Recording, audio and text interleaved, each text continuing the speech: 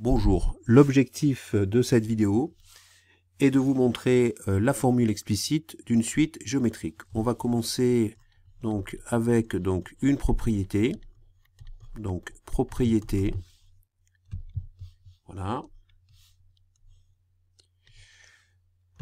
Si la suite Vn, si la suite Vn est une suite donc géométrique, si la suite Vn est une suite donc géométrique de raisons non nulles Q, de raisons non nulles Q, alors pour tout entier donc naturel, pour tout entier naturel n et p, Vn égale Vp multiplié par Q puissance n-p. Donc ici, on a l'expression de la formule explicite d'une suite géométrique. Donc en particulier,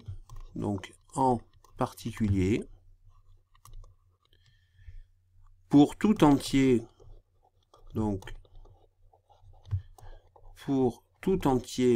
n, pour tout entier naturel n, Vn est donc égal à V0 multiplié par Q puissance n. On a ici l'expression donc encore une fois de la formule explicite d'une suite géométrique, mais on a pris le cas où P serait donc égal à 0. L'on trouve aussi dans les exercices une autre expression de la formule explicite d'une suite géométrique, c'est l'expression suivante. Donc Vn est donc égal à V1 multiplié par Q puissance n-1. Donc ici on se retrouve avec un P qui est égal à 1. Voilà. Alors, il est important aussi de remarquer que la réciproque de cette propriété, donc la réciproque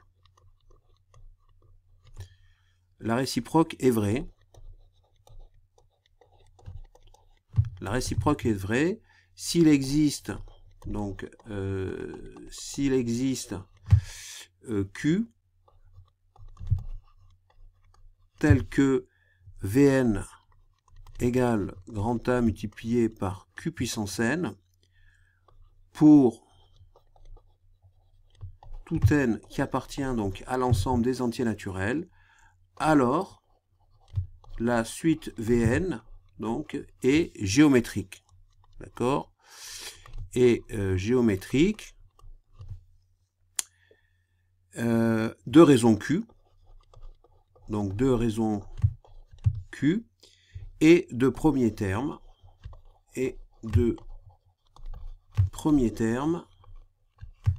V0 qui est égal à grand A. Donc cette réciproque est des fois utilisée pour démontrer qu'une suite est géométrique.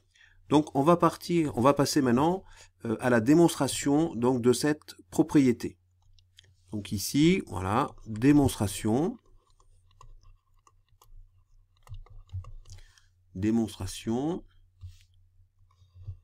Voilà. Alors, premièrement, donc on va prendre le cas où donc n, petit n, est supérieur ou égal à p, de Vp, donc AVN, on multiplie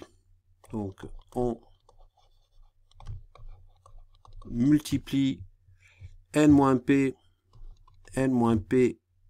fois par la raison,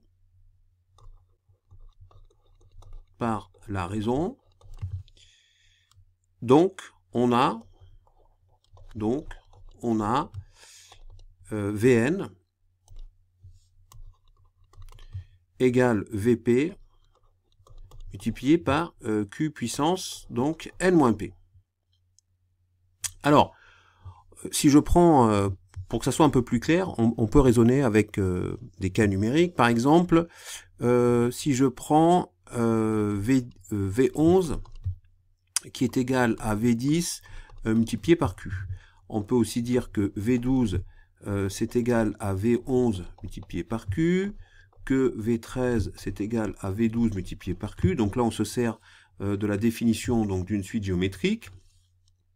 On peut dire aussi que V14 est donc égal à V13 multiplié par Q. Et donc ensuite, si je pars par exemple de V14, je peux donc dire que V14 c'est égal à en fait V11, c'est-à-dire V10 multiplié par Q. Ça c'est égal à V11, qui est multiplié par Q. Et donc là on obtient V12, qui multiplié par Q va nous permettre d'obtenir en fait donc V13, qui encore multiplié par Q, eh bien, va nous donner au final V14. Donc en fait, on peut écrire que V14 est donc égal en fait à V10 multiplié par Q puissance 14 moins 10, c'est-à-dire V10 multiplié par Q puissance 4. Donc voilà ce que l'on a voulu dire dans ce premier cas. Donc ensuite, deuxièmement, donc K, où cette fois N est inférieur ou égal à P. Donc ce qu'on peut dire, c'est que avec la formule précédente, ici, que l'on a vu dans le premier cas, donc avec la formule précédente, on peut écrire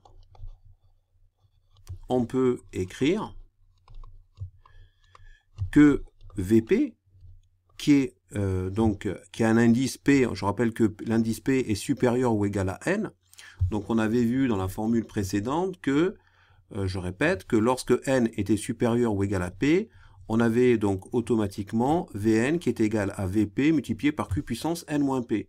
Donc ici, si j'applique cette formule dans le cas où c'est P qui est plus grand ou qui est supérieur ou égal à N, on a donc ici Vp qui est donc égal à Vn multiplié par Q puissance P moins N. Voilà ce qu'on obtient. Or, ça, je peux donc dire que Vn est donc égal à Vp divisé par Q puissance P moins N. Or, je rappelle que quand je divise par une puissance, en fait, cela revient à faire Vp multiplié par Q à la puissance, non pas P moins N, mais à la puissance N moins P. Hein, par exemple, 1 sur Q puissance 3, on est bien d'accord que c'est égal à Q puissance moins 3. Donc ici, je prends l'opposé de P moins N et j'obtiens N moins P. Donc au final, je me retrouve à écrire que Vn est donc égal dans ce cas aussi à Vp multiplié par Q puissance N moins P. Je retrouve la même formule que dans le cas où N était supérieur ou égal à P. Alors, ce qu'on peut dire, c'est qu'on a réalisé ici une démonstration par disjonction de cas. Hein. On peut dire que on réalise ici une démonstration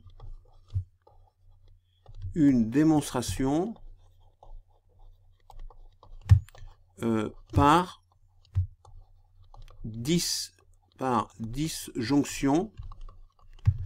disjonction de cas.